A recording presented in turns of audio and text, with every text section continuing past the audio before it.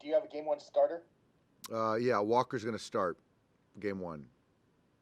Okay, so kind of the same setup. And do you have a game three starter for this series, or are Not you yet. waiting to hold Yeah, off on that? exactly.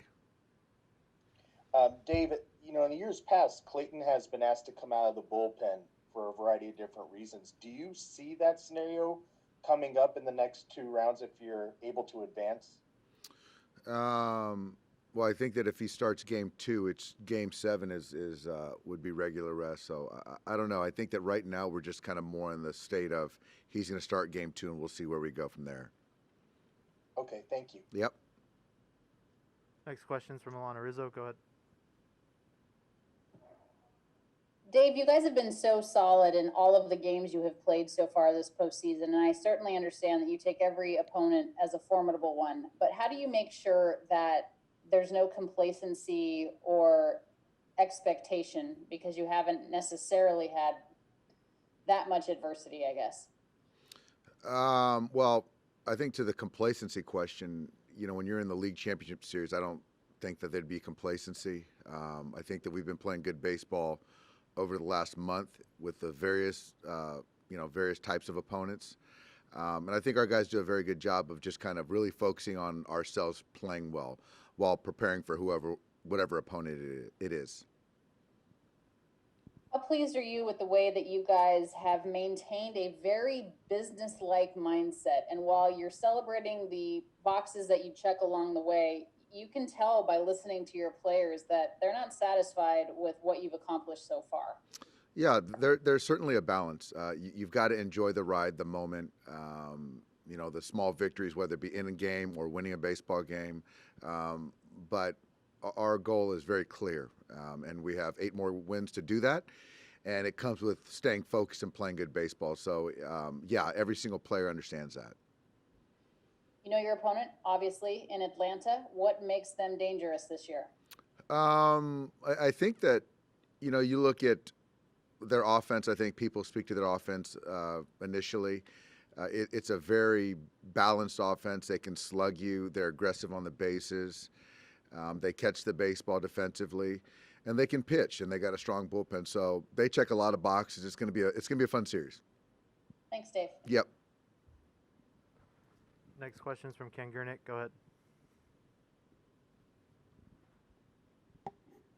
Dave, when you look at Cody Bellinger, first half last year being about as good as anybody could be, and this year kind of erratic, where would you put him at this point on that whole scale from the best to what he's been this year? I would say certainly that first half of the season, he was the best player in baseball, and the numbers spoke to that. And then he sort of got into a funk. I think that he's more. I like where he's at right now. I think there's going to be more in there. I think his at-bat quality from at-bat to at-bat is considerably better than it has been all year. I think the defensive engagement is as good as it's been all year. So I expect Cody to continue to impact this next series. Great. Thank you. Yep. Next question's from Jorge Castillo. Go ahead. Dave, you mentioned you guys might have some kind of sim game. Just wondering what you guys have done or are going to be doing in these 3 days between yesterday, today, and tomorrow. Yeah, yesterday was just a day of pretty much a day of rest for most people. Some guys came in and got treatment. Some pitchers came in and played catch. Maybe some guys got a workout in. Nothing on the field. Today we're going to do batting practice per usual, and we're going to do a sim game, probably 4 to 5 innings. We're going to get Gonsolin to throw some innings against some hitters live. So guys will take at bat, and then tomorrow we're going to do more of the same. Do you anticipate using, 4 or 5 starters in a traditional role, like a traditional starter role, or will you guys maybe mix and match and do different things? I would say the traditional starter, but how we get there to games 3, 4, and 5, we might talk about. Do you anticipate any roster changes? We're going to talk through it. I think the one thing that we have to decide is Eddie Rios. He's getting better every day. with that groin injury. So he took some swings yesterday, ran about 75%. So I don't know how he is today. So we still have some time on that. And then we're going to continue to talk through a little bit more, maybe the bullpen. What do you think about the bullpen? Oh, we're just going to continue to make sure all the matchups make sense for us. And lastly, for me, you guys had Travis d'Arnaud last year, but for about 5 minutes. Just if you can recall, like what was the thinking there in acquiring him, and what did you guys see that made him, I guess someone who can kind of break out like this? Well, just a lot of his ability to control the strike zone. Bob Guerin had him in New York, raved about the character, the teammate perspective. And as far as the bat, just thought there was some upside. And so, we had him, and he worked with our hitting guys a little bit before we activated him, and just didn't make sense for our roster. And he went over to the Rays and really got an opportunity and flourished and carried it over to the Braves. So, yeah, he's a name to reckon with for sure. Thank you. Yep. Next question is from Bill Plunkett. Go ahead. Hey, Dave, when you say you don't know how you're going to get there for those game 3, 4, 5 starters, does that mean those guys are going to be available out of the bullpen in games 1 and 2 again? Yeah, I just don't think that it just makes sense for us to close optionality, in games 1 and 2 and 3 and 4. So I think that for us, we know 1 and 2, and I honestly don't know who 3, 4, and 5 are. So I think that until we need to answer that question, I'll feel good about it. But right now, I just don't feel the need. With the Braves offense, your lineup and theirs ranked 1, 2 in pretty much every category this year. When you break down their lineup, what do you see? Do you see similarities between the two? Yeah, I think that, they, number one is a slug. They hit everything, so I think that we got to execute, make good pitches. It's an aggressive offense. In the box, on the bases. There's a lot of young athleticism on both sides, and they also got the veteran guys that have been known to drive and runs on both sides. So it's very, very, they parallel one another pretty well. With you've gotten to this point a handful of times now. The perception was that you got Mookie Betts and added him to be the difference maker to get this team over the hump. What difference has he made so far? Well, Mookie is certainly a part of it, but it still takes right now this year 27 other guys still to do their part. I think to your question, he's really impacted on the hitting side as far as understanding the value of winning 90 feet. Controlling the strike zone. We talk about it, but when a player of his magnitude talks about it as well, echoes it, and does it in every at-bat, every game, certainly goes a long way. Defensively, he's a game changer and just has done a lot for us on the bases defensively. So he just made everyone around him better. But with that said, we all got to do our part. Yeah, the offense has let you down at times in past postseasons. Does that extra length that he gives you and the influence make you feel better about that not happening again? It does. And I think even the 5 games we played this year, the intent, the game, not the game planning, but the intent, the approach has been considerably better than I recall. Thanks, Dave. Yep. Next question is from Scott Braun. Go ahead. Hey, Doc. Congrats on making it to the next round. Had 2 things for you. First off, now that you've played here quite a bit, what's this ballpark like, and how much has it helped to get some games under your belt here in the regular season and playoffs, as the Braves have never played here before? It's actually starting to feel like home, which is sort of crazy. But the infield plays true. It's like Arizona, which we're used to that as far as the playing surface. There's some quirks in the outfield lines as far as the enclosures and things that kind of it can kick off the wall. And also the park plays big. So we've had the roof open, but it's still played pretty big. But it's a beautiful ballpark. It plays more to the pitcher, but there's a lot of outfield grass out there for base hits.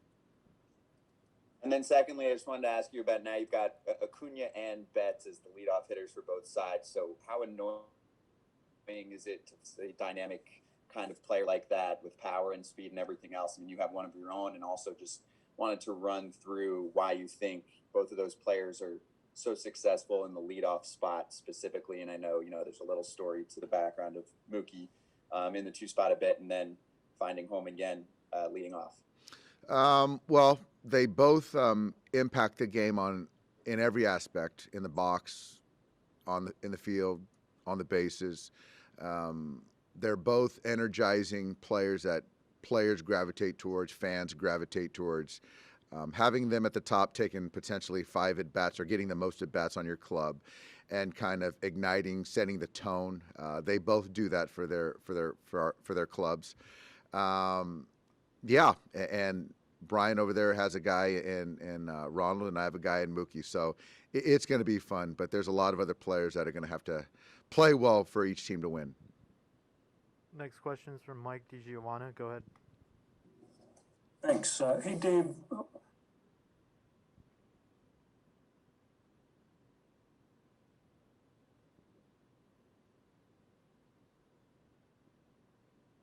Sorry, go ahead. Oops, you there? Yeah, go again, DG. Yeah. No matter how the pitching plays out, with 7 games in 7 days, will you have your starters skip their between starts bullpens so they're at least available to pitch on their throw days in games? I don't see that happening. I see that Clayton and Walker will do their regular sides and be ready to pitch on their regular rest days. So would maybe Urias have a better chance of being a swing guy, though? Absolutely. He's going to pitch very meaningful innings. How important is that to have a guy who's done both those things, especially very recent history? It's great. And I think that, in theory, on paper, you can look at matchups and say that it could work.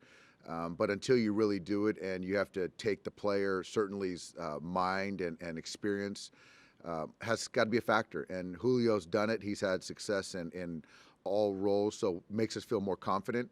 But with that said, whatever role that we put him in, I know he's going to be ready, and they're all important. Thanks. Next question is from Jared Diamond. Go ahead. Hey, Dave. So I'm sure you well know that the Braves had an incredible amount of success this year hitting against high velocity, like that 97 and up, which is something that you guys do probably as well as anyone in the league. So sort of sets up this sort of pitch to their, your strength or to their weakness sort of situation. I mean, how do you sort of view that generally in a situation like that? I just still think it's, nowadays guys we always talk about timing a bullet. You still got to make quality pitches, and regardless if it's 97 or we saw last night 101 or whatever, if it's not located, guys are gonna still square it up. So I think that there's a sequencing component and a quality of the fastball location component. And just one last thing, besides Andrew, the other 3 GMs left in this postseason are all guys that Andrew hired, who worked for him. I'm just curious, what do you think that says about him as a leader, that he's sort of created this GM tree that's had all this success here? No, Andrew's a brilliant baseball mind. He is very forward thinking, very inclusive. He relates to the player. So he's great, and he's made me a better manager. And so it's no surprise that, you're looking at all these guys around that have some connection to Andrew and his staffs in years past. Next question is from Kerry Osborne. Go ahead. Dave, you've seen so much different pitching this year, from traditional starters to the other day nearly a dozen pitchers. What is it about the Braves staff that you have not seen this year? And also, what are the biggest challenges that staff presents you guys? Well, I think, Max Fried has really come on to be one of the elite pitchers in baseball. So we've seen him in the past a little bit. So I think that's one thing that is a big deal. Ian Anderson, we haven't seen him at all. I know it's really good velocity, so we just don't have a lot of familiarity with him. So I think their bullpen is a strength, and we're familiar with some of these guys, but then those guys collectively are very good and have been very successful. They just do a good job preventing runs. I mean, I think they've done it better than anybody this year in the postseason. So we've got our work cut out for us. Thanks, Dave. Next question is from Tyler Kepner. Go ahead.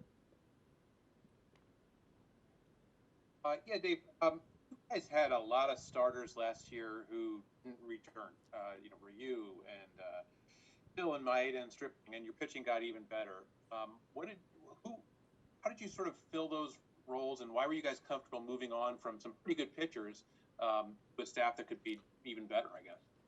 Tyler, yeah, that's a great point. And to be able to move on from 3 All-Stars and to backfill with guys that we did, it's a credit to the organization. You're talking about Tony Gonson, who was an outfielder. You're talking about Dustin May, who's now 22, who are pitching meaningful innings. So you're talking about scouting, development, and a culture here that these guys can thrive. And now you're talking about Pryor and Connor McGinnis, Josh Bart, all these guys that are on the pitching side. So it's just, for me, I'm just very fortunate to be around, top to bottom, a very good organization where you can move on from superstars to then arguably get better. Yeah. Yeah. And you talked yesterday and again today a little bit about controlling the strike zone, and that's what you do better this year than last year. When you say that, controlling the strike zone, what exactly are you getting? And it's not just walks and home runs; it's getting the right pitch to hit and do damage on, right? Yeah, I mean it's really every pitch. I think that when you can trust running counts and making the opposition continue to make quality pitches, it's stressful. And when you can do that 1 through 9, you have a tendency to run pitch counts up, get in the bullpen, and then get a chance for a mistake to then promote slug. And if not, you take your base and create more stress. So, winning a 2-1 pitch turns into a 3-1 pitch instead of a 2-2 pitch, 2-1 chase. So that's what we're doing a very good job of. And, when we do that, I'll take us against anyone. Thank you. Next question is from Maria Torres. Go ahead. Hey, Dave, I just wanted to follow up on Darno. Obviously, you didn't get to work with him for long, but did you get the sense that getting that brief opportunity with you was important for him, given where he was in his career at that moment? I do. Travis, I got to know him briefly, and I just loved everything about him. Just really nice way about him. There's a confidence, but there's a humility, and he really wanted to be a Dodger. His family grew up being Dodger fans, and so he had that opportunity, although it was short-lived. But he had a chance to work with some of our hitting guys while he was with us for that brief time, and I think had an opportunity to clean some things up. But I couldn't be happier for him in his career. I don't like seeing him in the 4-hole against us for this next week, but really happy for him. Thank you. Question from Eric Steven. Go ahead. Dave, I know 5-game series and 7-game series is different, but with Dustin May last round, was the thought process with him trying to balance maybe having him impact 2 to 3 games rather than just one with maybe the same number of total innings? That's exactly our thought process, Eric. And you're also putting a guy that had never pitched, with 1 day's rest, so to not put him in harm's way in any way also played into that. So there's a balance between running a guy out there to get outs, but also taking care of them, but also maximizing performance in a particular series. So all that stuff came into our thought process, yes. Is that hard to sort of balance where, you see some of these teams that are using bullpen games because they're kind of out of starters, where you guys have 5 capable starters to not stick to that? Was that kind of a hard discussion? I wouldn't say hard. It's more of a discussion where you just try to optimize your talent, your arms, matchups potentially to get 27 outs. And however, we decide to do that, another team decides to do that. There's a lot that goes into it. But when you're talking about the options that we have, they're all pretty dang good. Thank you. Yeah. Next question is from Ron. Go ahead. Yeah, Dave, with as good as Austin Barnes and Will Smith have been offensively, is it in your plans to perhaps have both of them in the lineup at the same time? Well, they were in Game 2 last series. I would expect the same thing in Game 2 this series, and then as we look out to 3, 4, and 5, I'll make a decision. And then the final question's from Bob Bro. He asked that the fans have been sort of absent this season, but on Monday the team has set up a drive-in situation for fans at Dodger Stadium. Can you talk about how this might help the fans? Yeah, I heard there is a drive-in situation at Dodger Stadium. I think it's fantastic. I think it's just, I guess this year, which is so unique to everyone, that it gives Dodger fans an opportunity to be together, you know, instead of in their individual homes, watching us, rooting us on. So to kind of share the same space, I think will be very cool. I haven't been to a drive-in in a long time, but I don't know how it's going to play out as far as optics, but I assume that Stan and Lon are going to make it fantastic, and you're going to get your Dodger dogs. But I think the main thing is, you know, people getting Dodger towels and being together, yelling and screaming for our club is kind of cool.